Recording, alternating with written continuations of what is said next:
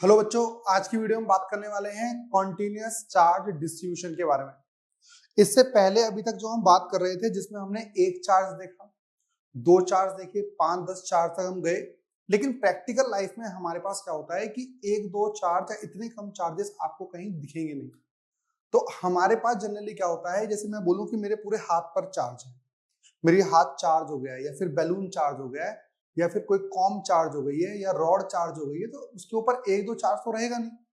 तो ये वाला कंसेप्ट हमारा इसलिए है कि प्रैक्टिकल लाइफ के अंदर जब कभी भी आप किसी भी चार्ज बॉडी की बात करते हो तो चार्जेस आपको कम नहीं मिलेंगे, ठीक है ना।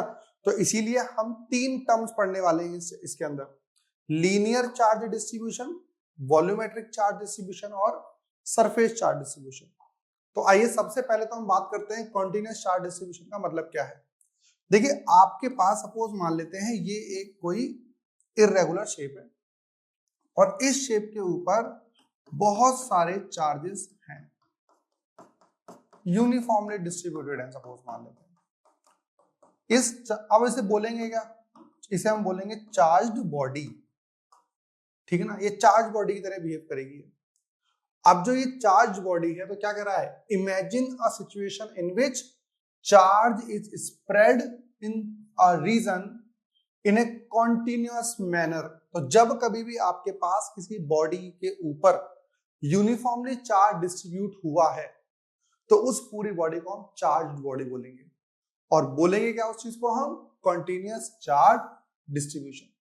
तो ये हम तीन केस में तीन तरीके से हम कर सकते हैं, तीन तरीके से। पहला हमारे पास हो सकता है लीनियर चार्ज डिस्ट्रीब्यूशन, मतलब किसी लाइन के ऊपर चार्ज डिस्ट्रीब्यूट कर दिया गया है। फॉर एग्जाम्पल हम बात करते हैं इसमें, जैसे कि आपके पास ये ले लेते हैं या फिर ये लेते हैं भाई, ये हमारे पास आपने चार्ज एक लाइन मान ली, ठीक है। अब इस लाइन के ऊपर आप देखोगे कि चार्ज डिस्ट्रीब्यूटेड है, ये देखो इसके ऊपर पॉजिटिव चार्ज, ठीक है ना। अब इसके ऊपर चार्ज कितना है वो आप कैसे बताएं, या उसे आप किस तरीके से कैलकुलेट करें वो हम बातें करेंगे। या फिर इसकी जगह पर आप एक चीज और देख सकते हो, जैसे आपके पास ये है बॉडी, सर्कुलर रिंग है, और यहां पर आपके पास चार्ज ये भी डिस्ट्रीब्यूट हो रखा है, पॉजिटिव चार्ज। बात समझ में आ रही है। इसको हम बोलेंगे कॉन्टिन्यूअस चार्ज डिस्ट्रीब्यूशन। प्रॉब्लम पता है क्या है हमारे साथ, सर प्रॉब्लम ये वाली है क्योंकि आपने जो इलेक्ट्रिक फोर्स या इलेक्ट्रिक फील्ड निकालने का फॉर्मूला पढ़ा है, ये पढ़ा है Q1 Q2 bye r square का, ये पढ़ा है KQ बाय आर स्क्वायर।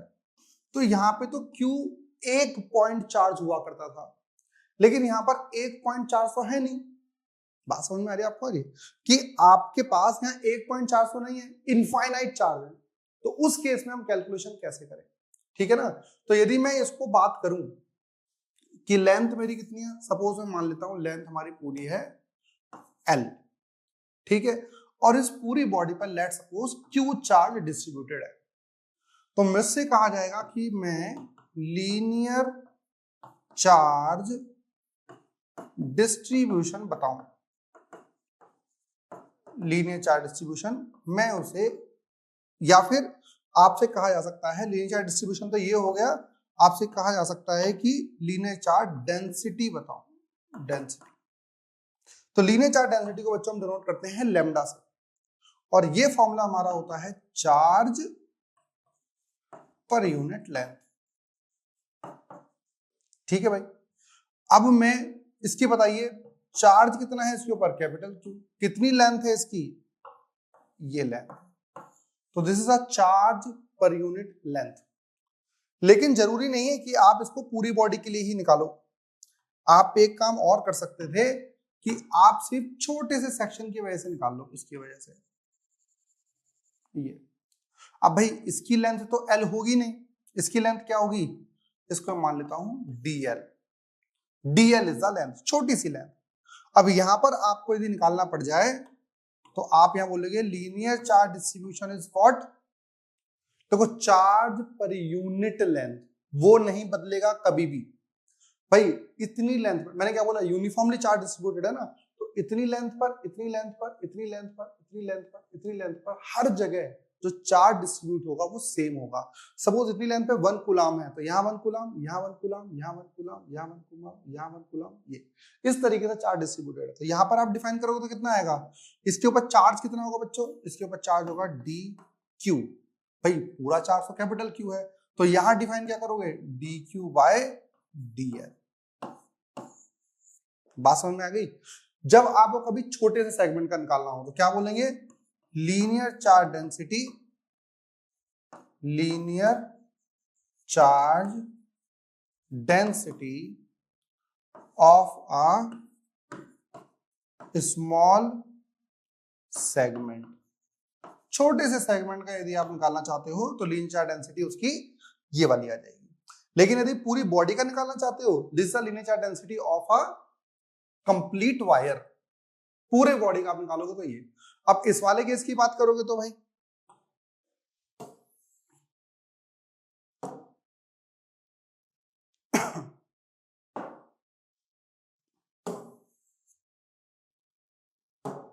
इसके लिए बात करें तो भाई यहां पर हमारे पास लीनियर चार्ज डेंसिटी रहेगी ये टोटल चार्ज, सपोज मान लेते हैं कैपिटल क्यू हमारे पास है, इसकी लेंथ कितनी होगी बच्चों, यदि मैं इसकी रेडियस आर मान लूं तो इसकी लेंथ हो जाएगी 2 pi R. So this is the linear charge density of a ring. Ring की लीनियर चार्ज डेंसिटी हमारे पास q बाय 2 पाई आर आएगा और इसमें हमारे पास आएगा q बाय l। तो that is the length of the wire. इस तरीके से आप इसे डिफाइन कर सकते हो। तो डिफाइन करने का तरीका क्या है हमारे पास, linear charge density at a point, किसी पॉइंट पर आपको निकालनी है on this line as a charge per unit length at that point. तो उसमें हमारे पास कितना चार्ज है। तो यदि मैं बात करूं lambda is equals to q by l for a whole body, lambda is equals to D Q by d l use कर सकते हो, और आप एस आई यूनिट जो इसकी यूज करोगे which is equals to charge per length है ना, तो कूलम पर मीटर आ गया। अच्छा एक चीज और, सर ये निकालने का फायदा क्या हो रहा है हमें, मैं इसका फायदा बताता हूँ आपको, ठीक है। जैसे ही बच्चों में आपको एक चीज बताऊं, मुझे मेरे पास एक वायर है, ठीक है, इस वायर की छोटी सी लेंथ की वजह से, डीएल लेंथ की वजह से मुझे एक क्यू नॉट पार्टिकल पे क्या निकालनी है, फोर्स निकालनी है। अब फोर्स कैसे निकालूं सर मैं, मुझे तो फोर्स निकालना आता है यूनिट चार्ज की वजह से, मतलब एक पॉइंट चार्ज की वजह से। तो मैंने बोला सर इसको मैं बहुत छोटा मान लेता हूं, इसके ऊपर चार्ज मान लूंगा dq। तो मेरे पास फोर्स कितनी आ जाएगी बच्चों, k, इसके ऊपर सबसे छोटा छोटा चार्ज कितना है dq, इसके वजह से q नॉट पे इन दोनों का बीच का डिस्टेंस r, बड़े आराम से फोर्स फाइंड कर लूंगा मैं। तो कभी भी आपको यदि इसका निकालना है, चार्ज निकालना है, तो lambda is equals to D q by d l है, चार्ज निकालना हो तो d q is equals to lambda into d l use कर सकते हो आप सभी। बात समझ में आई नहीं आई, तो आप डी क्यू निकाल सकते हो। तो यहाँ पे डी क्यू क्या पुट कर दोगे बच्चों, force is equals to k lambda into d l q naught by r square. Direction क्या हो जाएगी, डायरेक्शन हम उसके अकॉर्डिंग लिख लेंगे जो क्वेश्चन में बता रहा हूँ। बात समझ में आई आपको। तो कभी भी यदि आपको अब कॉन्टिन्यूअस बॉडी की वजह से इलेक्ट्रिक फील्ड निकालनी हो, इलेक्ट्रिक फोर्स निकालनी हो, वो आपकी चेंज हो गई है। इलेक्ट्रिक फील्ड का फॉर्मूला क्या बन गया है बच्चों, इलेक्ट्रिक फील्ड का फॉर्मूला बन गया है sir k D Q by r square. क्यों, क्योंकि अब आपको पूरा चार्ज तो पता है, लेकिन आप सिर्फ पॉइंट चार्ज की वजह से निकाल सकते हो, क्योंकि के क्यू बाय आर स्क्वायर जब आपने पढ़ा था, क्यू वहां पे हमारा एक यूनिट पॉइंट, मतलब यूनिट तो नहीं, सोर्स चार्ज होता था हमारे पास, तो चार्ज हमारा पॉइंट चार्ज होता था। तो इसीलिए हम पूरी वायर की वजह से तो अचानक से नहीं निकाल पाएंगे एक साथ, तो हम क्या करेंगे, डी क्यू छोटे से चार्ज की वजह से निकालेंगे, जो कि एक पॉइंट चार्ज की तरह ही बिहेव कर रहा है। आइए एक चीज और देखते हैं। इसी तरीके से हम बात कर रहे हैं सरफेस चार्ज डेंसिटी की। पहले वाले केस में जो चार्ज था किसके ऊपर था भाई, वो चार्ज था हमारे पास एक वायर के ऊपर। अब हमारे पास कोई भी सरफेस ले सकते हैं, जैसे सरफेस ले लो, ये रहा हमारा सरफेस। अब इस सरफेस के ऊपर हमने चार्ज डिस्ट्रीब्यूट किया हुआ है, तो भाई ये रहा हमारा यूनिफॉर्मली चार्ज डिस्ट्रीब्यूशन। बोल सकते हो आप let the Q charge is distributed uniformly on the entire surface. यदि आपको लिखना पड़े तो क्या लिखोगे, let capital Q charge be distributed uniformly over the entire surface। पूरे सरफेस से आपने क्या कर रखा है, यूनिफॉर्मली चार्ज डिस्ट्रीब्यूट किया हुआ है। तो यदि मैं बात करूं surface charge density for the entire surface, surface charge density, जिसको बच्चों सिग्मा से डिनोट करते हैं, दैट इज सिग्मा। ये हमारा आ जाएगा चार्ज पर यूनिट एरिया, ये यूनिट एरिया के वैसे आ जाएगा। बात समझ में आई नहीं आई, चार्ज पर यूनिट एरिया। तो sigma is equals to charge कितना है बच्चों, क्यू, और नीचे आ गया एरिया। अब देख लो एरिया किसका हो सकता है, यदि हमारे पास स्क्वायर, यदि ये वाला स्क्वायर होता तो भाई इसका ये साइड यदि एल है और ये सपोज रेक्टेंगल होता तो इसे ब्रेथ मान लेते, और स्क्वायर होता तो एल इंटू एल हो जाता। तो यदि इसका एरिया निकालोगे तो sigma integral to q upon l into b निकाल सकते हो। तो इसकी सरफेस चार्ज डेंसिटी जो है वो इतनी है। अब यदि आप इसको छोटे से उसकी वजह से निकालते, अब इसी में यदि आप छोटा सा पार्ट निकाल लो, छोटा सा पार्ट लो, इसकी वजह से निकालना चाहते हो, इसकी वजह से इस पे चार्ज कितना होगा, इस पे चार्ज कितना मानेंगे बच्चों, सर डी क्यू चार्ज मानेंगे। तो क्या होगा, sigma is equals to D Q by d a. छोटा सा एरिया ले लो जो कि इसका एरिया है। तो यदि मैं बात करूं कितना चार्ज होगा बच्चों इसके ऊपर, तो sigma into D A charge होगा इस छोटे से सरफेस पे। बात समझ में आ गई, सिग्मा की वैल्यू कितनी है, सिग्मा की वैल्यू वो है। यदि आप चाहो तो आप इसके ऊपर छोटा सा चार्ज बड़े आराम से निकाल सकते हो। बात समझ में आप सभी को। तो कभी भी यदि आपको डी क्यू चार्ज निकालना हो तो सिग्मा इंटू डी ए निकाल सकते हो। तो क्या बोला है हमने, surface charge density at any point on this surface as a charge per unit area at this point. उस यूनिट एरिया पे चार्ज कितना है वो हमें निकालना है। यूनिट इसकी क्या आ जाएगी बच्चों, एस आई यूनिट की बात करोगे तो हमारे पास रहेगी चार्ज पर यूनिट एरिया है ना, तो कूलम पर मीटर स्क्वायर आ जाएगा, cm-2 लिखा जा सकता है इसको। ठीक है भाई, इस तरीके से आप समझ सकते हो। लेकिन ये सारी बातें कब हैं, पहले आपको आइडेंटिफाई करना है कि चार्ज डिस्ट्रीब्यूटेड है किस चीज के ऊपर, लेंथ के ऊपर है, एरिया के ऊपर है, या पूरे वॉल्यूम के ऊपर है। ठीक है ना। तो नेक्स्ट की बात करते हैं भैया। अब जैसे यहां पर क्या है, अब यहां पर हम ले सकते हैं कोई भी स्फीयर, भाई वॉल्यूम मान लेंगे ना उसमें। तो अब इसमें हमारे पास स्फीयर है, ये रहा स्फीयर। अब इस पूरे स्फीयर पे हमारा चार्ज डिस्ट्रीब्यूटेड है, ठीक है, ये रहा हमारा चार्ज डिस्ट्रीब्यूटेड पूरे स्फीयर में, ठीक है ना। इसे आप क्या बोल सकते हो, uniformly charge distributed over the entire sphere. तो आप यदि पूरे, पहले तो देखो ना, आपको सिर्फ ये पता लग जाए यूनिट वॉल्यूम पे कितना चार्ज डिस्ट्रीब्यूटेड है, वो हमें बता दो। तो यहां पर आप डिनोट करते हैं रो से, विच इज चार्ज। यदि पूरी बॉडी के लिए निकाल रहे हो, पूरी बॉडी के लिए यदि आप निकाल रहे हो तो आप एक वर्ड यूज कर सकते हो, चार्ज पर यूनिट वॉल्यूम। अब यदि वॉल्यूम इसका क्या हो जाएगा, rho is equal to charge per unit volume 4/3 pi R Q R. तो रो की वैल्यू तो हम यहां से निकाल सकते हैं। और यदि मैं छोटे से का निकालना चाहूं, यदि मैं कहूं मुझे छोटे से का वो बता दो, तो मैं क्या बोलूंगा, rho is equals to D Q by D V. तो ये क्या आ जाएगा बच्चों, डी क्यू निकालना हो तो d q is equals to rho into d v. अब आप बोलो सर रो तो हमें दिया नहीं है, रो हम पूरी बॉडी के अकॉर्डिंग निकाल सकते हैं।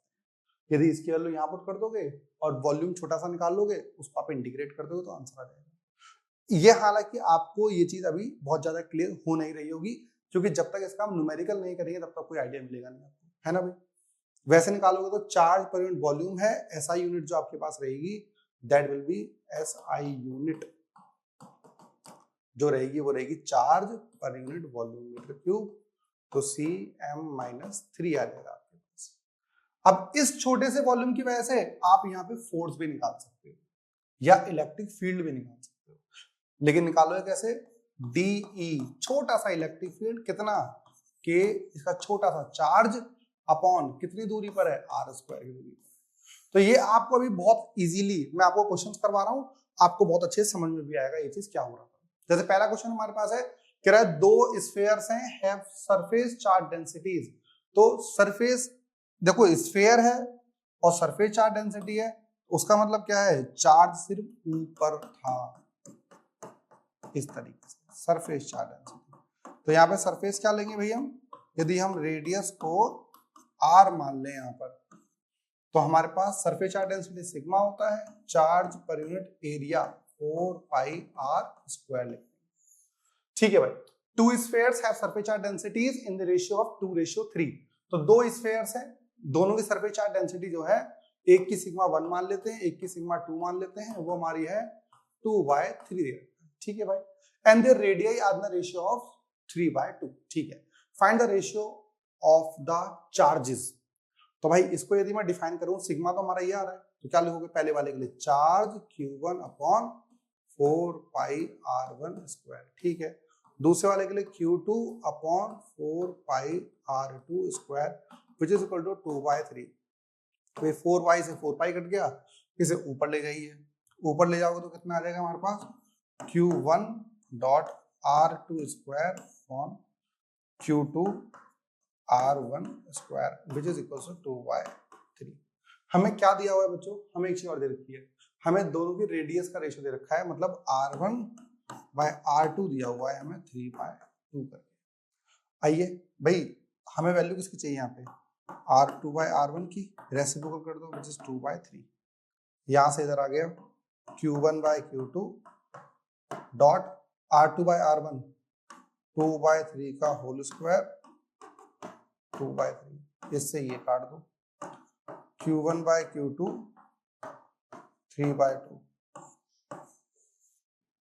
Q1/Q2 हमारा आ जाएगा 3/2। यही निकालने के लिए कहा था भाई हमसे, चार्जेस का रेशियो ही निकालना था हमको, तो बहुत इजीली आप इसको फाइंड कर सकते हो। नेक्स्ट क्वेश्चन क्या कर रहा है भाई, a charged spherical conductor has surface charge density 0.7 centimetre coulomb per metre square.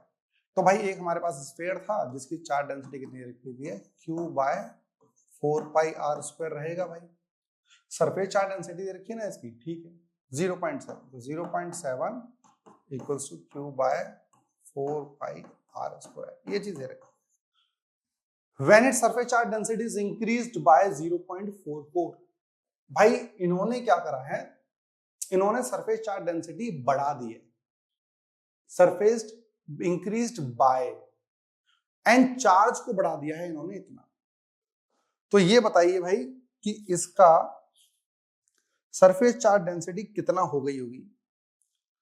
Surface charge density बढ़ाई है इतना और चार्ज बढ़ा हुआ, when it's charge is increased by इतना। ओके, तो अब जो नया वाला आया होगा, नई सरफेस चार्ज डेंसिटी है, नया चार्ज है, क्या रेडियस बढ़ाई है क्या इन्होंने, रेडियस नहीं बढ़ाई, तो 4πr² तो एज इट इज।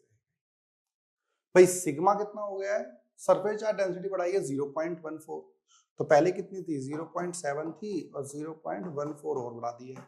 चार्ज पहले कितना था नहीं पता, अब कितना कर दिया है 0.44 कूलम बढ़ा दिया है। ठीक है, रेडियस इन्होंने छेड़छाड़ करी नहीं है, 4πr² आपके पास आ गया। ये क्वेश्चन 2 आ गई है, ये क्वेश्चन 1 है हमारे।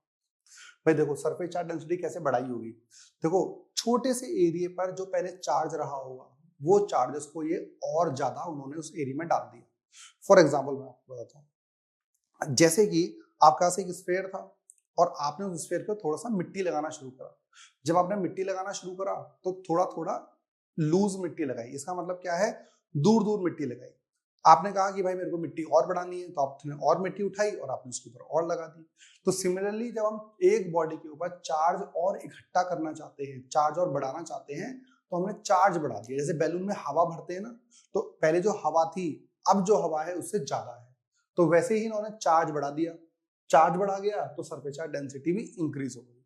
क्यों इंक्रीज हुई? क्योंकि रेडियस के साथ छेड़छाड़ नहीं करी। यदि रेडियस भी बढ़ती रहती है उसकी, तो हो सकता था कि सरफेस चार्ज डेंसिटी कांस्टेंट भी रह जाती है। तो ये दोनों चीज हमारे पास आ गई भाई। क्या करें, दोनों को डिवाइड कर देते हैं। 0.7 अपॉन ये कितना हो जाएगा भाई, इसे 0 लिखो क्योंकि डेसिमल के बाद 2 है ना, तो ये कितना आ जाएगा 0.84 आ गया। उसमें कितना है, Q बाय 4πr², और इसका आएगा Q प्लस 0.44 4πr²। ये इससे कट गया। ये हमारा करोगे तो भाई ये 7 0 है, डेसिमल हट जाएगा, 7/84 is equal to Q upon Q.0.44 आ गया। इसे काटोगे तो ये 12 आ गया, है ना। 7 के टेबल में जाओगे तो 7 12 7 84 होता है, तो 1/12, तो 1/12 बच गया। Q/Q प्लस 0.44 आ गया। मल्टीप्लाई करोगे तो Q plus 0.44 is equal to 12Q आ गया।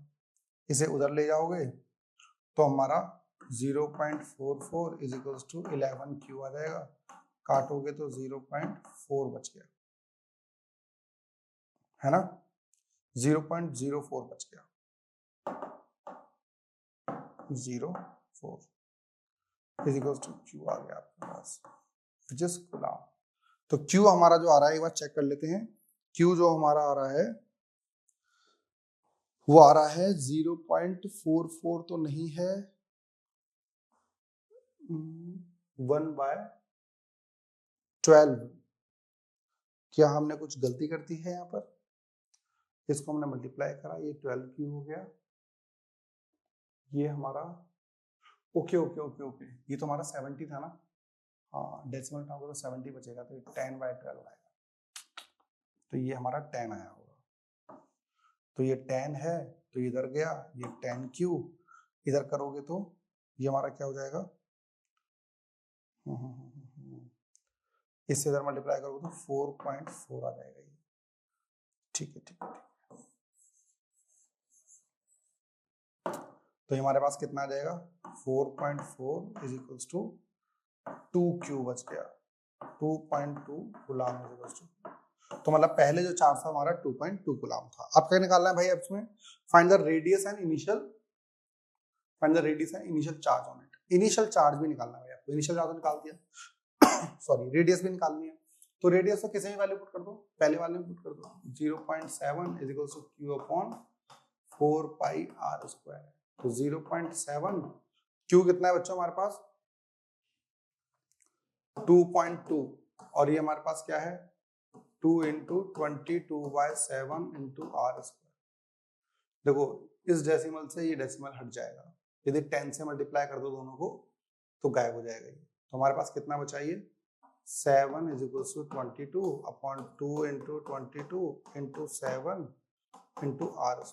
तो भाई 22 से 22 कट गया, 7 से 7 कट गया, तो 2r² इज इक्वल टू 1 आ रहा है, r² इक्वल्स टू 1/2 आ रहा है, और r की वैल्यू 1/√2 आ रहा है। ठीक है, तो ये हमारा आ गया है 2 × सॉरी ये हमारे पास 4 था, हाँ ये 4 है, ये हमारे पास 4 है, ये भी 4 है, 4r², 4 और ये 2 आ जाएगा। ठीक है, तो ये हमारा आ जाएगा r इज इक्वल्स टू इतना सेंटीमीटर। क्या दे रखा है आपको, कुछ दिया है चार्ज और ये सारे मीटर में है ना, ठीक metre, r is equal to 0.5 metre. ठीक है भाई, इस तरीके से आपको चीज देखने को मिल जाएगी। इस क्वेश्चन में 2 बार मिस्टेक हो गई, तो भाई क्वेश्चन करते वक्त थोड़ा सा कुछ और ना सोचें। मेरे दिमाग में आगे की प्लानिंग चल रही थी कि मेरा एक क्लास है इसके बाद और मैं क्वेश्चन भी कर रहा हूँ। तो यदि एक जगह पर आपका दिमाग नहीं होगा तो आपका क्वेश्चन का आंसर गलत आ सकता है, चाहे आप टीचर हो या फिर बच्चे। ठीक है भाई। कह रहा है charge a distributed uniformly over a ring of a. भाई ये वाला क्वेश्चन हमारे पास 2 साल आया हुआ है सीबीएसई के अंदर।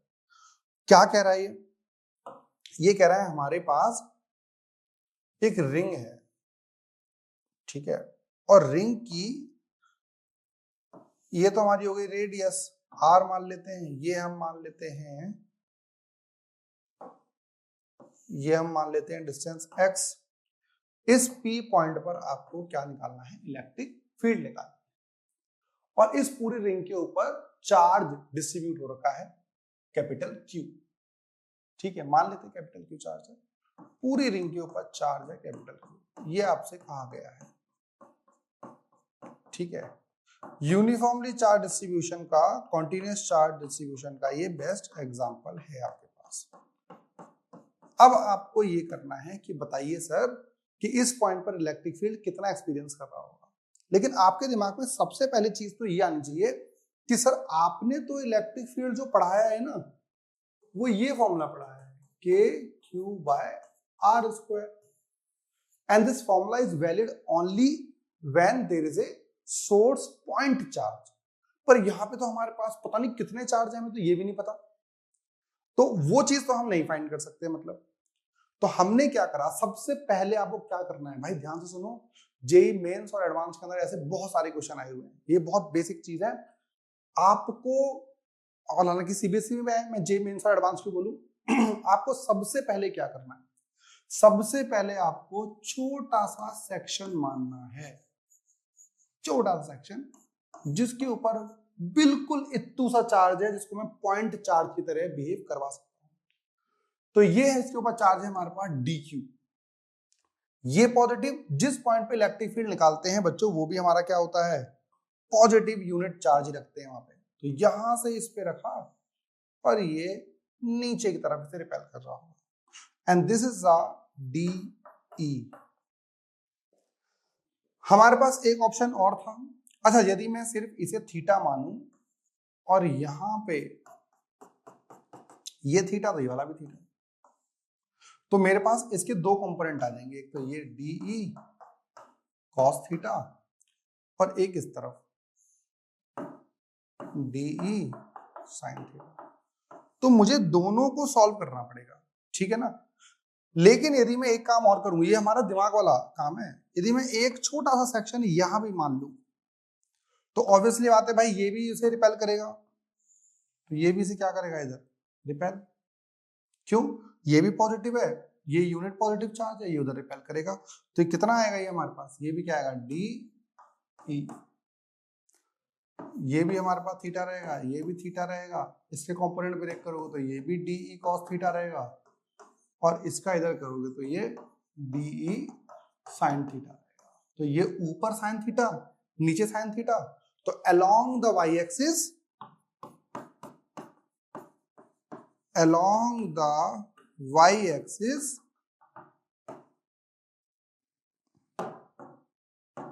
there is no net electric field, ठीक है ना।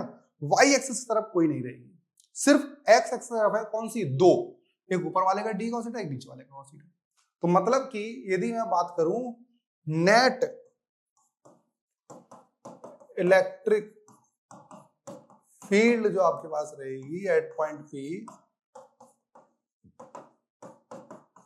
which is DE, which is E net 2DE cos theta.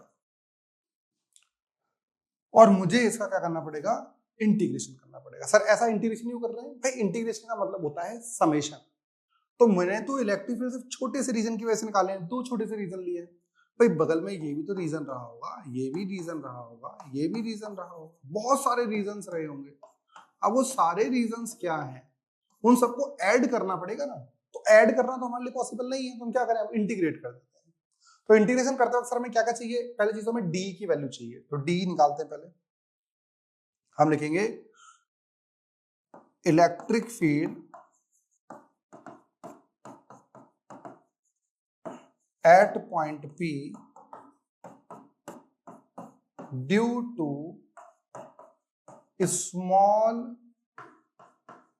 Segment of ring. Ring की छोटी सेगमेंट की वजह से आपको इलेक्ट्रिक फील्ड निकालनी है। तो that d E is equals to k, charge तो नहीं है ना बेटा हमारे पास स्मॉल चार्ज, हम डी क्यू चार्ज लेंगे। डिस्टेंस कितना होगा भाई, इस पॉइंट की वजह से इस पॉइंट पे निकालनी है, ये x है ये r है, ये हो जाएगा under root r square plus x square. तो क्या लिखेंगे, r square plus x square का अंडर रूट का whole square, direction repulsive away from small element, वो जो स्मॉल एलिमेंट है उससे दूर जाते वक्त रिपल्सिव डायरेक्शन। भाई स्क्वायर लगाया हुआ है तो अंडर रूट भी है, हटाओगे तो डी की वैल्यू हमारे पास आ जाएगी k D Q upon are square plus x square, ये आ जाएगी वैल्यू, और इस वैल्यू को पुट कर दो वहां पर। अच्छा उसमें क्या क्या वैल्यू और चाहिए सर, एक कॉस थीटा और चाहिए वहां पे। ठीक है भाई, कॉस थीटा भी निकाल लेते हैं इससे, कॉस थीटा की वैल्यू निकाल लेना भाई साइड में। कॉस थीटा क्या होता है, base upon hypotenuse, sorry base upon hypotenuse. तो बेस हमारा क्या हो गया एक्स, हाइपोटेन्यूज कितना है under root r square plus x square, this is the cos theta. Value put करें यहाँ पर हम, तो ई नेट हमारे पास क्या आ जाएगा, 2 डी की जगह k D Q upon are square plus x square, cos theta की जगह x upon under root of r square plus x square, ये चीज आ जाएगी। बोलो भाई यहाँ पे कोई डाउट है तो। डी की वैल्यू पुट कर दी, ये पुट कर दिया, फिर हमने इंटीग्रेशन कर दिया।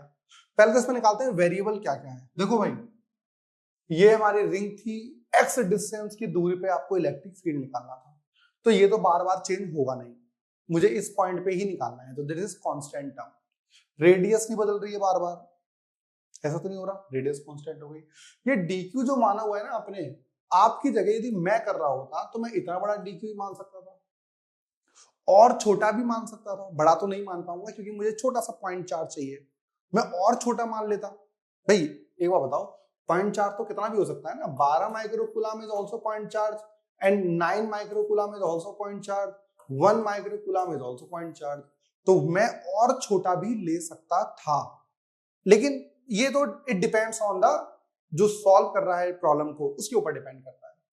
तो पहले चीज तो 2 कांस्टेंट है सर, आपको पता होगा जब इंटीग्रेशन करते हैं तो कांस्टेंट टर्म बाहर आ जाती है, तो 2 बाहर आ गई, k बाहर आ जाएगा, x बाहर आ जाएगा, r square plus x square की पावर 3/2 भी बाहर आ जाएगा। कैसे सर, ये पावर 1 है, यहाँ पावर हाफ है, दोनों को ऐड कर दोगे तो ये आ जाएगा, ऊपर क्या बच जाएगा, सिर्फ डी क्यू बच जाएगा। अब बच्चों डी क्यू का इंटीग्रेशन करना है मेरे को, पूरी के ऊपर पूरा चार्ज कितना था, कैपिटल क्यू, लेकिन मैंने क्या करा है, एक एलिमेंट यहां मान लिया और एक एलिमेंट यहां पे मान लिया। बात समझ में आई? जब ये एक एलिमेंट यहां माना है, अभी धीरे धीरे ये भी इंटीग्रेशन जोड़ते शुरू करोगे, जोड़ोगे यहां तक आ जाएगा, और वो भी जोड़ते जोड़ते लाओगे तो ये यहां तक आ जाएगा। तो बेसिकली आप जब इंटीग्रेशन कर रहे हो, क्योंकि आपने दो ले रखे ना ये, तो आपके पास जो ये इंटीग्रेशन होना शुरू होगा कहां तक जाएगा, हाफ तक, और ये वाला भी कहां से कहां तक जाएगा, हाफ तक। टोटल चार्ज क्यू है, आधे का हाफ कितना कितना हो जाएगा, 0 से लेके q/2 तक, तो हमारे पास आ जाएगा 2kxy r square plus x square की पावर 3/2 और इंटू q/2, 2 से 2 कट गया, हमारा जो आंसर आ जाएगा वो आएगा E net is equal to kqxy R square plus x square की power 3/2, this is the direction. और अवे फ्रॉम डायरेक्शन करेगी अलोंग आई कैप बोल सकते हो, इस तरफ है। नेट डायरेक्शन हमारी कहाँ आ रही है, ये, this is the net direction. तो कभी भी यदि रिंग के ऊपर चार्ज होगा तो वो पॉजिटिव पॉइंट को उधर भेज देगी। इस तरीके से आप फाइंड कर सकते हो। जरूरी नहीं है कि पूरी की पूरी रिंग हो, रिंग आधी भी हो सकती है। जैसे कभी आपसे कहा जाए कि ये वाली रिंग, इसका क्या करोगे, और इस रिंग की वजह से आपको क्या करना है, इसके सेंटर पर निकालना है। तो ये हमारी हो गई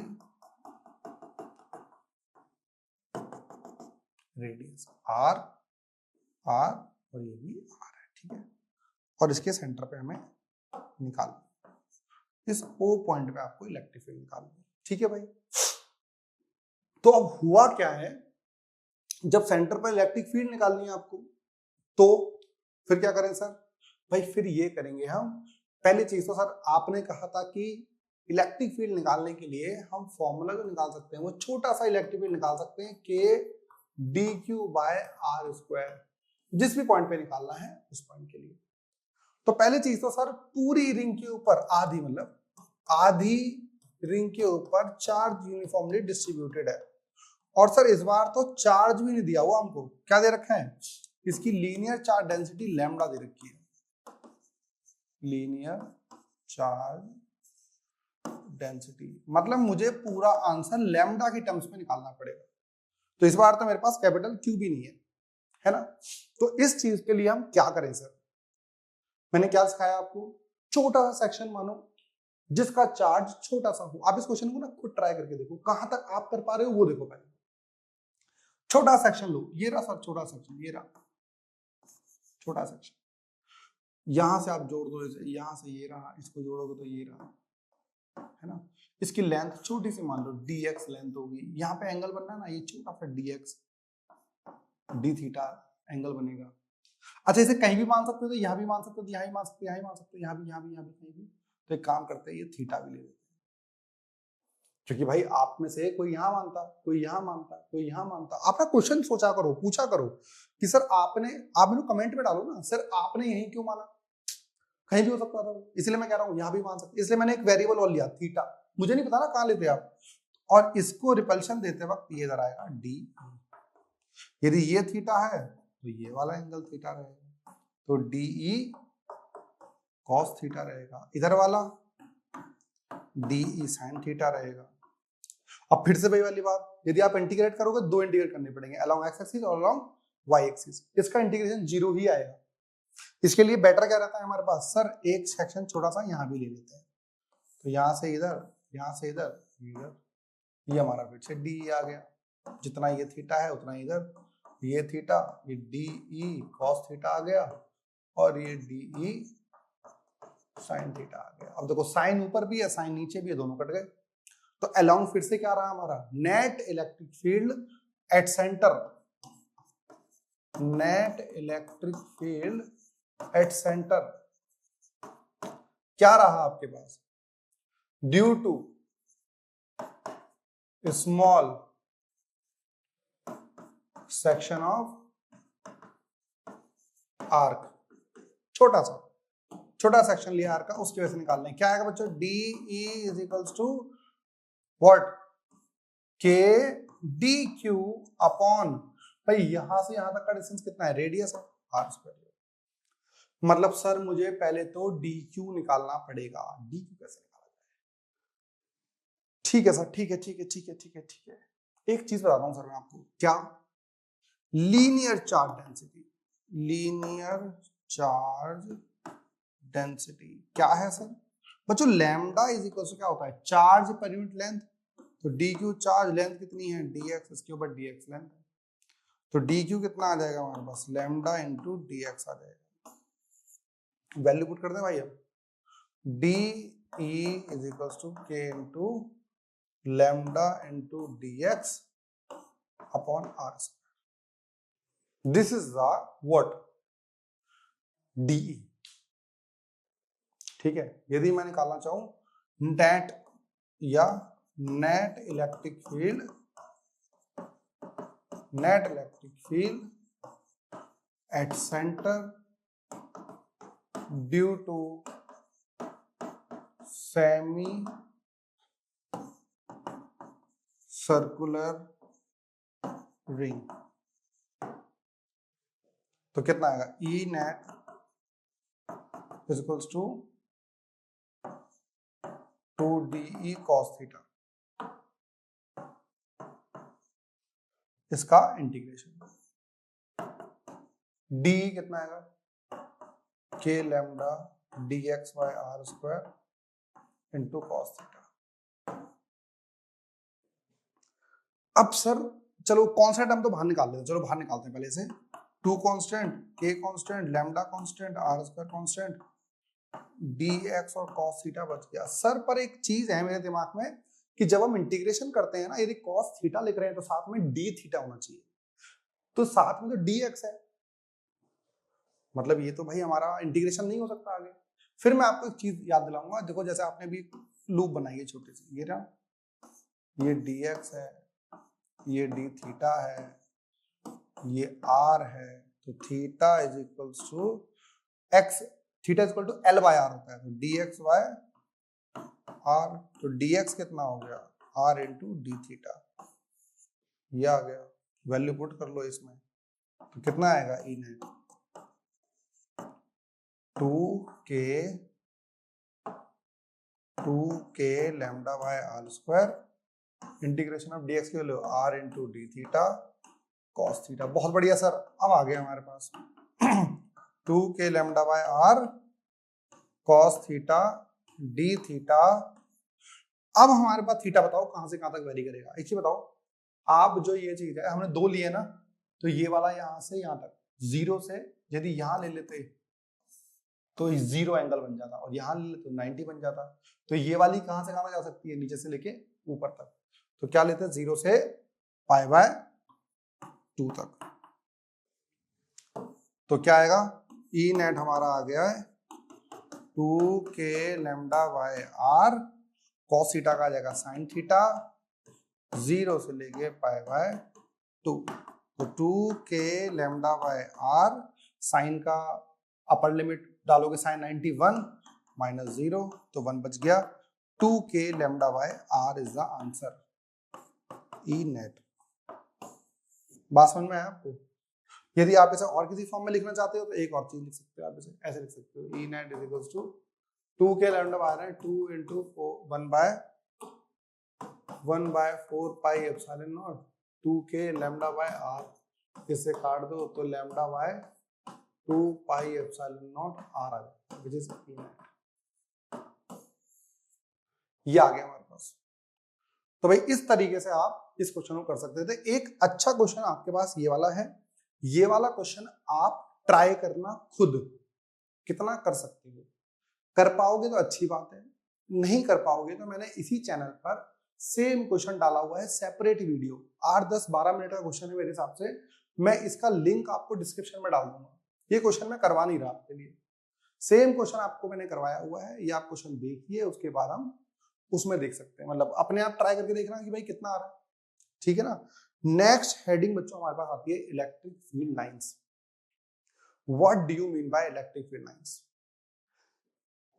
ये फैराडे ने अपने, मतलब जब मैग्नेटिक फील्ड की बात हम कर रहे हैं तो मैग्नेटिक फील्ड लाइंस और इलेक्ट्रिक फील्ड लाइंस दोनों एग्जिस्ट करती हैं, ठीक है ना।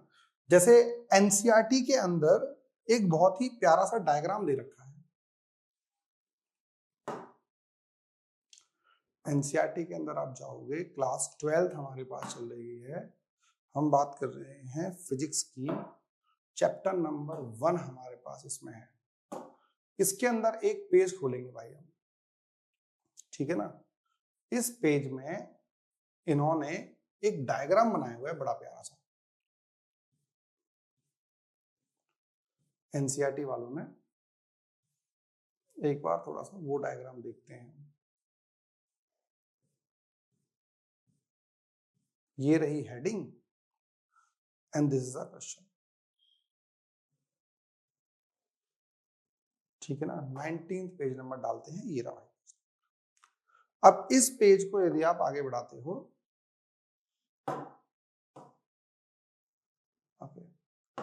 इस पेज पे ये छोटा सा ये वाला पार्ट है हमारा, अगर ये पूरा का पूरा हमारा पेज मूव कर जाएगा, ये एक्चुअली पेज इसी के ऊपर आया है तो हम इसके साथ छेड़छाड़ नहीं करते ज्यादा, ठीक है ना। हाँ ये रहा। तो चीज क्या हुई हमारे पास भाई, इन्होंने यहां पर एक चीज क्या रखी है, एक पॉइंट चार्ज लीजिए, ठीक है, और इस पॉइंट चार्ज को लेने के बाद इसके हर पॉइंट पर इलेक्ट्रिक फील्ड निकालिए। जैसे इन्होंने कहा ये पॉजिटिव चार्ज लिया भाई, यहां पर इलेक्ट्रिक फील्ड निकालो। तो बच्चों इलेक्ट्रिक फील्ड का मामला क्या होता है, k q by r square. तो electric field is inversely proportional to r square. जितना दूर जाएंगे उस चार्ज से उतना कम इलेक्ट्रिक फील्ड होता रहेगा, ये बोला हूं। तो उसके लिए इन्होंने क्या करा, देखो इन्होंने कहा कि पॉजिटिव चार्ज लो, यहां पर एक पॉइंट चार्ज रखो, इस पॉइंट चार्ज को आप रखोगे, उसका इलेक्ट्रिक फील्ड निकालो। तो यहां ये स्ट्रांग रहेगा, बड़ा एरो बना रखा है, उसके बाद एरो की लेंथ धीरे धीरे क्या हो रही है, छोटी हो रही है। यहां पर भी बड़ा एरो है, उसके बाद छोटी हो रही है। तो कह रहे हैं जैसे जैसे आप इससे दूर जाते हो, उससे देखो ये वाला हमारा एरो बड़ा है, ये उससे छोटा है, ये उससे छोटा है। सिमिलरली हर डायरेक्शन में। तो इनका कहना ये है कि जैसे जैसे आप इससे दूर जाओगे वैसे वैसे ही हमारे पास क्या होता रहेंगे, छोटा। The drawn vector pointing along direction of electric field length proportional to the strength of the field. तो लेंथ जो है वो स्ट्रेंथ को रिप्रेजेंट कर रही है। तो स्ट्रेंथ जैसे जैसे वीक होती रहेगी वैसे वैसे ये भी कम होता है। तो इलेक्ट्रिक फील्ड लाइंस को समझाने के लिए पहली चीज तो भाई एक चीज ये आई पहली चीज तो एक ये वाली ये आई कि कभी भी यदि आप इलेक्ट्रिक फील्ड लाइंस को समझाना चाहते हो तो इन्होंने तो ये कहा कि आप इलेक्ट्रिक फील्ड लाइंस की जगह इलेक्ट्रिक लाइंस ऑफ फोर्स भी यूज कर सकते हो, ठीक है ना। इलेक्ट्रिक लाइंस ऑफ फोर्स का मतलब क्या है मैं आपको भी समझाता हूँ भाई। तो अब हम बात करते हैं इलेक्ट्रिक फील्ड लाइंस के बारे में। अच्छा, अभी तक जो हम बात कर रहे थे जिसमें हमने देखा कि electric field how can you calculate, लेकिन अब हमारी बात यह है कि यदि हम उसे पिक्टोरियल व्यू देना चाहें, कि हम ये बताना चाहें कि जैसे किसी एक सोर्स चार्ज की वजह से किसी डिस्टेंस r पर इलेक्ट्रिक फील्ड, जैसे हमारा चार्ज q है, ये मेरा q नॉट है, टेस्ट चार्ज रख दिया है आपने यहाँ पे यूनिट पॉजिटिव टेस्ट चार्ज। तो यहां पर यदि यूनिट पॉजिटिव टेस्ट चार्ज रखा है, इस पर इलेक्ट्रिक फील्ड निकालना चाहते हैं आप, तो क्या बोलोगे के क्यू बाय आर स्क्वायर, है ना। मैग्नीट्यूड वाइज तो आप निकाल सकते हैं के क्यू बाय आर स्क्वायर, और आप ये भी कह सकते हैं sir electric field is inversely proportional to r square.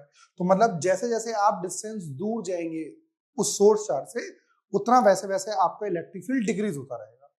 ये मतलब आपको पता है, मैथमेटिकली आप इसे प्रूव भी कर चुके हो और ये आपको समझ भी आ रहा है।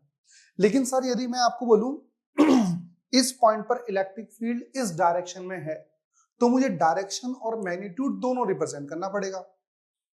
तो हमने क्या कहा, एनसीईआरटी वालों ने एक डायग्राम दे रखा है भाई, देखिए एनसीईआरटी के अंदर ये कहते हैं यहाँ पर एक सोर्स चार्ज है, इस सोर्स चार्ज से जितना आप दूर जाएंगे उतना इलेक्ट्रिक फील्ड कम होगा।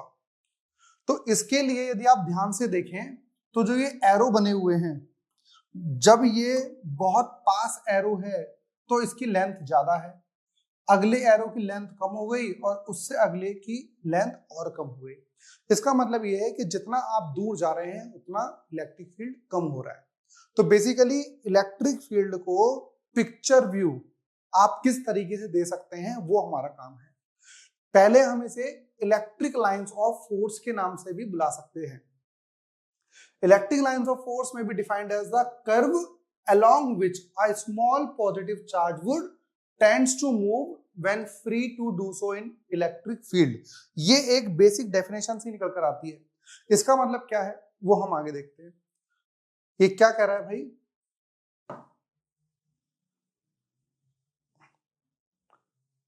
जैसे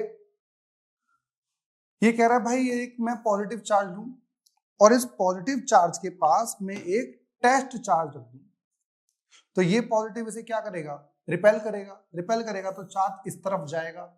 तो इसने यही कहा यदि कभी भी आप किसी पॉजिटिव चार्ज के पास, सोर्स चार्ज के पास पॉजिटिव चार्ज रखोगे तो वो जिस डायरेक्शन में भागेगा वो डायरेक्शन उसकी इलेक्ट्रिक फील्ड लाइंस की डायरेक्शन है। जैसे यहां पर आप रखोगे तो ये इस तरफ भागेगा, यहां पर आप रखोगे तो इस तरफ भागेगा। तो इलेक्ट्रिक फील्ड लाइंस की डायरेक्शन आपसे पूछी जाए तो भाई ये रहेगी, इस तरफ, इसकी इस तरफ, यहाँ पे इस तरफ और यहाँ पे इस तरफ। तो इन्होंने एक चीज बोली हमारे पास कि जब आप इलेक्ट्रिक लाइंस ऑफ फोर्स बोलते हो, ये एक मिसलीडिंग टर्म है। कुछ कुछ किताबें इसके इलेक्ट्रिक लाइंस ऑफ फोर्स बोलती भी हैं, लेकिन जब हम इसी चीज को मैग्नेटिक फील्ड वाले कैरेक्टर में बात करते हैं, जब इलेक्ट्रिक फील्ड की जगह यहाँ पर मैग्नेटिक फील्ड होता, तो ये थोड़ा सा गलत टर्म हो जाती है। तो इसीलिए आपको इसको जब कभी भी देखोगे तो it will be more appropriate to call electric और मैग्नेटिक फील्ड लाइंस। तो कभी भी जब हम इसको पढ़ोगे तो इलेक्ट्रिक फील्ड लाइंस या इलेक्ट्रिक लाइंस ऑफ फोर्स बोला जाता है। अच्छा, समझने के लिए जैसे कभी आप देखना है इलेक्ट्रिक लाइंस ऑफ फोर्स क्यों बोल रहे हैं, मैं आपको एक चीज और समझाता हूं।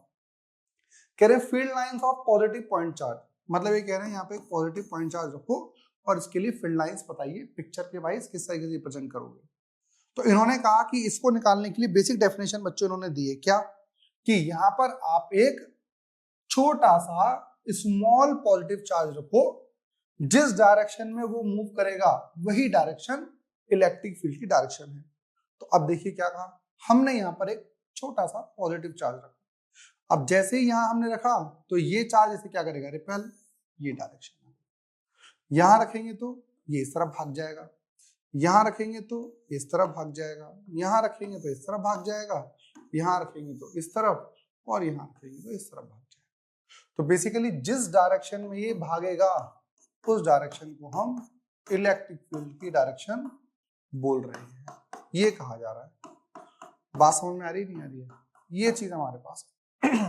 यदि इसी की जगह electric lines field lines of negative point charge बात करोगे तो यहाँ पे आप नेगेटिव रखो, यहाँ पे आप एक यूनिट पॉजिटिव टेस्ट चार्ज रखो, ये नेगेटिव इसे अट्रैक्ट करेगा अपनी तरफ, तो ये डायरेक्शन इधर रहेगी, यहाँ पे डायरेक्शन इधर रहेगी, यहाँ डायरेक्शन इधर रहेगी, यहाँ इधर, यहाँ इधर, तो यहाँ इधर।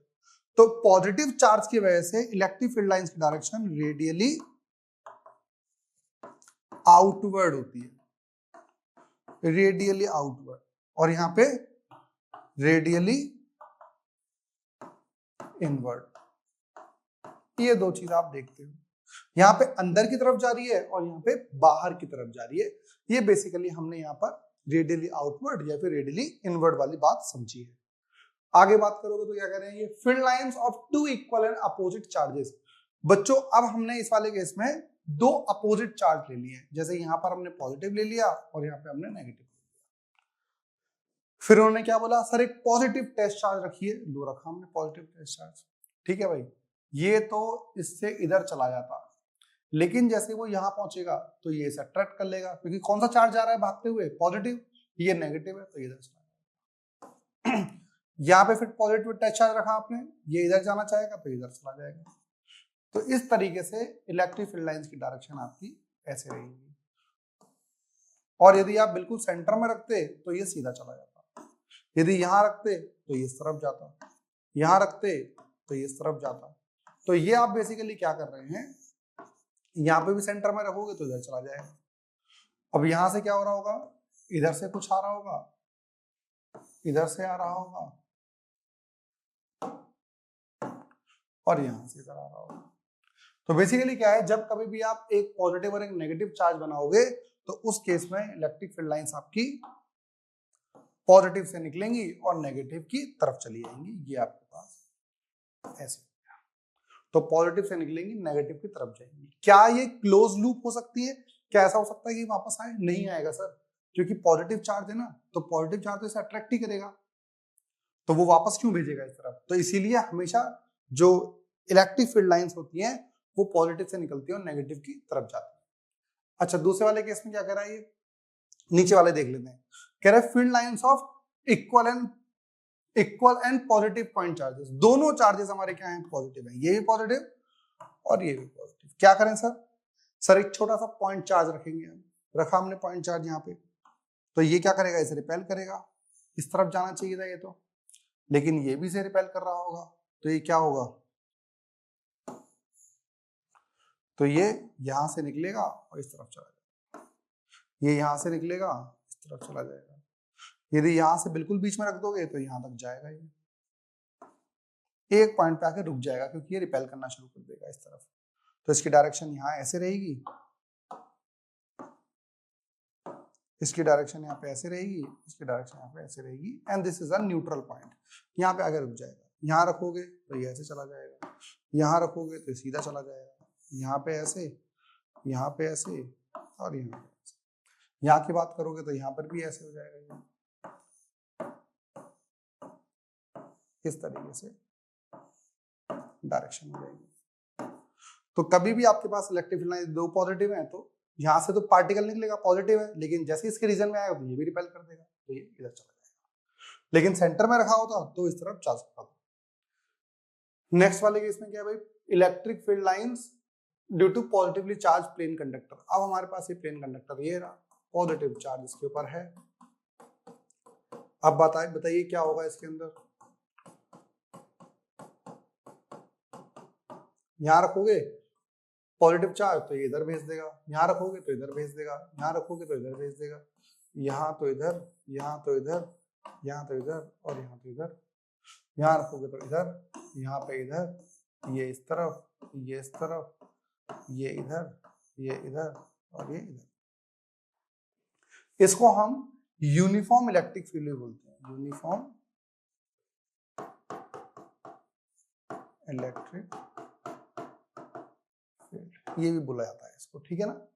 नेक्स्ट चीज हमारे पास क्या रहेगी, अब हम जो अभी तक हमने इतने सारे डायग्राम बनाए उसके ब्याह पे कुछ कुछ प्रॉपर्टीज हम बोल सकते हैं। पहली चीज, electric field lines are the continuous smooth curve without any breakage. Obviously बात है, ये वाला चीज पॉइंट फैक्ट भी है। देखो भाई यहाँ पे मैंने पॉजिटिव सोर्स चार्ज रखा, यहाँ पे टैच चार्ज रखा, ये इसको रिपेल कर रहा होगा इस तरफ। ब्रेकेज का मतलब क्या है, ब्रेकेज का मतलब क्या है, यहाँ पे गैप आ गया। तो मुझे एक बार बताइए, ये पॉजिटिव चार्ज यहाँ से निकला था, यहाँ तक पहुंचा, उसके बाद फिर कहीं गायब हो गया, फिर यहाँ पे आ गया। भाई ये जो इलेक्ट्रिक फील्ड लाइंस हैं, this is the direction of positive charge ना। तो पॉजिटिव चार्ज यहाँ से निकला, यहाँ तक पहुंचा, बीच में कहाँ गायब हो गया वो, तो बीच में तो कहीं था ही नहीं। ऐसा पॉसिबल है नहीं सर, यहाँ से निकलेगा तो वहां तक जाएगा वो, तो ये गैप नहीं होना चाहिए without any break. Electric field line start at positive and at negative charge, पता है अभी हमने देखा था, पॉजिटिव पे स्टार्ट हो रहा था, नेगेटिव पे खत्म हो रहा था, इस तरीके से, ठीक है, यही होता है हमारा। Next, if there is a single charge, the electric field line start or end at the infinity. Start कहां से स्टार्ट होगा, पॉजिटिव चार्ज से स्टार्ट होगा और नेगेटिव तक इन्फिनिटी तक जाएगा, यहां से स्टार्ट होगा इन्फिनिटी तक जाएगा, इस तरीके से। They cannot form the closed loop. Next point हमारा ये, electrostatic field lines do not form the closed loop. भाई नहीं कर सकता। यदि पॉजिटिव चार्ज यहां से निकला है और यहां तक पहुंच गया तो वापस क्यों आएगा वो, ये तो पकड़ के रखेगा ना उस पॉजिटिव चार्ज को, तो वापस आने नहीं देगा, तो इसीलिए क्लोज लूप आपके पास रहेगा। कोई भी दो फील्ड लाइंस इंटरसेक्ट नहीं कर सकती। अच्छा सुनो, क्या चीज बता रही है यहां से ये चीज इधर जा रहा है चार्ज, ये पॉजिटिव चार्ज था, ये पॉजिटिव चार्ज है तो ये इधर जा रहा है, ठीक है ना। भाई एक बात बताओ, ये दोनों चीज एक साथ इंटरसेक्ट करने का मतलब क्या है, कि सेम चार्ज को यदि छोड़ूंगा तो वो दो पाथ में कैसे डिवाइड हो जाएगा। तो क्या कह रहे हैं, इफ दे इंटरसेक्ट, यदि इंटरसेक्ट करें then there will be two tangent at the point of intersection. ये इंटरसेक्शन वाला जो टेंजेंट की बात कर रहे हैं वो मैं आपको एक चीज बताता हूं, उसके बाद इस पॉइंट पे आते हैं दोबारा। जैसे कह रहे हैं, एक इंपॉर्टेंट पॉइंट पे बात कर रहे हैं, जैसे कभी आपसे कहा जाए कि पॉजिटिव यहां से गया है और ऐसे चला गया है, ऐसे, ठीक है, मैं बोलूं सर्कुलर आर्क रहा उसका, जैसे यहां से पॉजिटिव था, यहां नेगेटिव चला गया, this is the direction, this is the curve for electric field line. तो मैं बोलूं हर पॉइंट पर डायरेक्शन बताइए, यहां पे डायरेक्शन बताओ ये रही, यहां पे डायरेक्शन बताओ ये रही, और यहां पे डायरेक्शन बताओ ये रही। सर ये क्या कर रहे हो आप, मैंने कहा जिस भी पॉइंट पे डायरेक्शन निकालनी हो उस पॉइंट पे टेंजेंट बना लो, this is P, this is Q, this is R। तो यदि मैं बोलूं this is the direction of electric field at point P, this is the direction of electric field at point Q, और this is the direction of electric field at point R। ये हमारे पास बच्चा आ गया, at point P, at point Q, at point R। तो ये कह रहा है the tangent drawn at this curve at point P gives the direction of the field EP eight this point.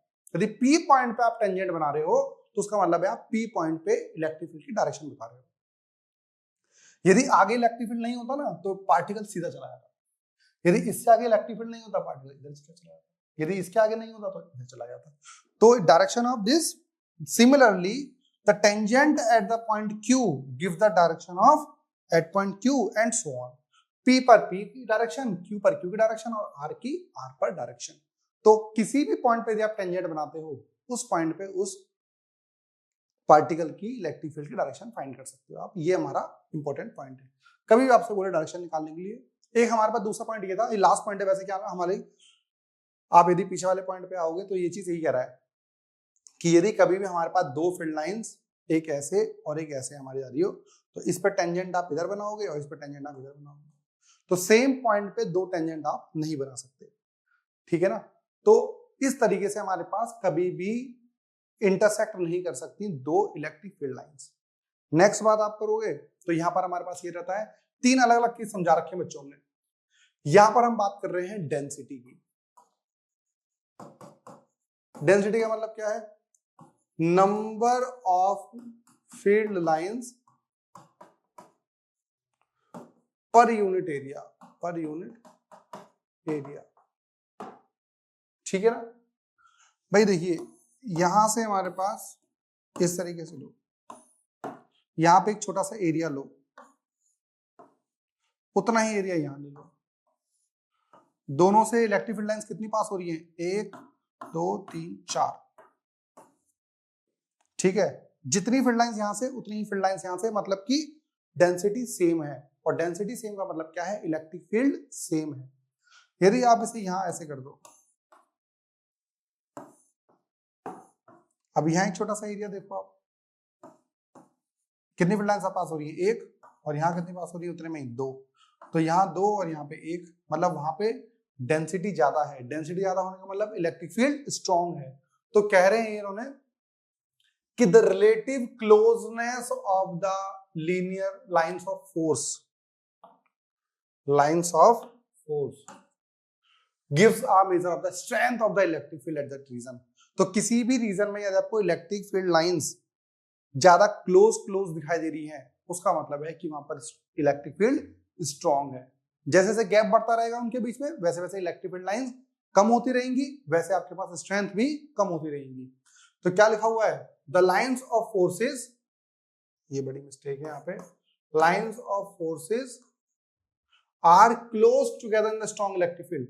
Electric field जहां पर स्ट्रॉन्ग होगा वहां पर फील्ड लाइंस बहुत क्लोज होंगे। जैसे एग्जांपल ये वाला ले लो, ये रहा इधर,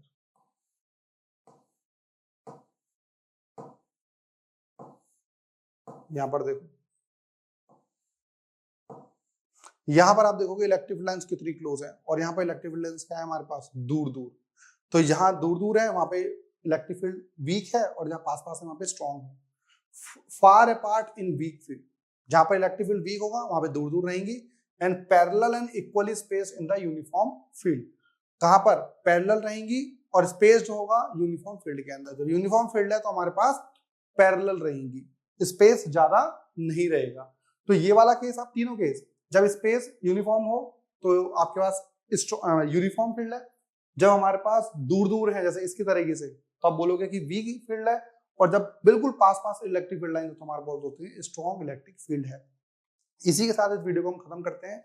नेक्स्ट वीडियो में बात करेंगे हम इलेक्ट्रिक फ्लक्स की। धन्यवाद।